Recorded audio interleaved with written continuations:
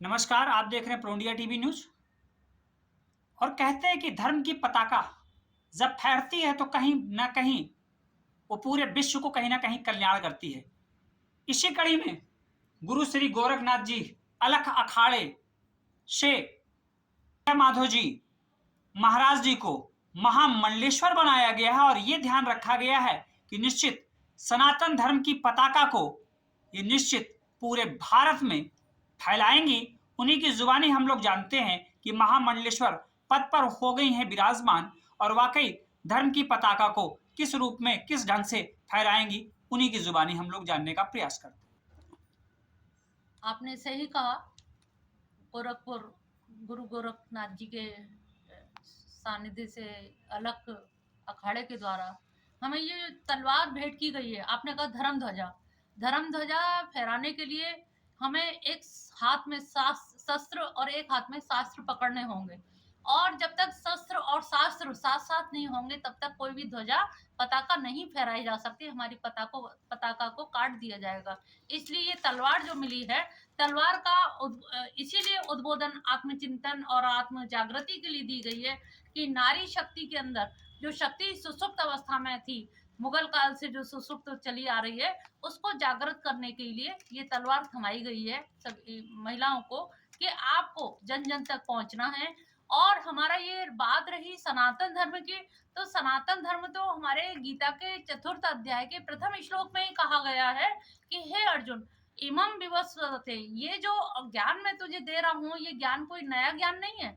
ये ज्ञान मैंने सूर्य को दिया था। अर्जुन को हंसी आ गई।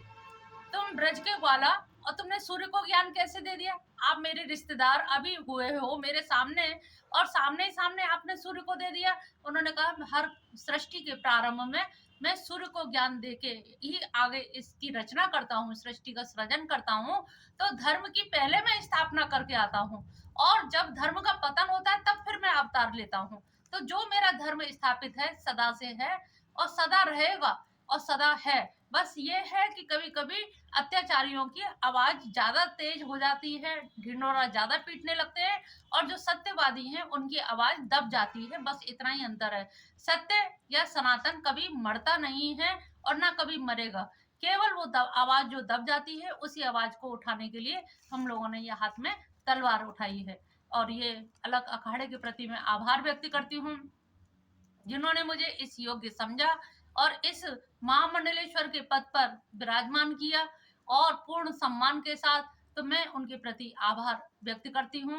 और जन जन तक इस संदेश को पहुंचाना चाहती हूँ कि जो नारियां घर की चार दीवारी में बंद हैं, वो नारियां कम से कम केवल भागवत कथा सुनकर नाच गा करके अपना काम ना चलाएं। वो समझें कि धर्म के मर्म क्या है, धर्म की सच्चाई को समझें। और जब सच्चाई को समझेंगी तो उनको खुद समझ आएगा कि मनु ने मनुस्मृति में जो परिभाषा दी है धर्म की, वो परिभाषा हम कितना लागू कर पा रहे हैं, और वही एक्चुअल में परिभाषा है। तो धर्म की परिभाषा ना बदली है ना बदलेगी, लेकिन हम अज्ञानी हैं, जानकारी नहीं है, इसीलिए अत्याचारी आगे बढ़ रहे हैं। उसी के लिए हमें शस्त्र और शास्त्र लेकर के आगे बढ़ना है। शस्त्र और शास्त्र दोनों बहुत जरूरी हैं, क्योंकि दोनों के द्वारा ही धर्म की पताका को उस विश्व शिखर पर ले जाया जाता है।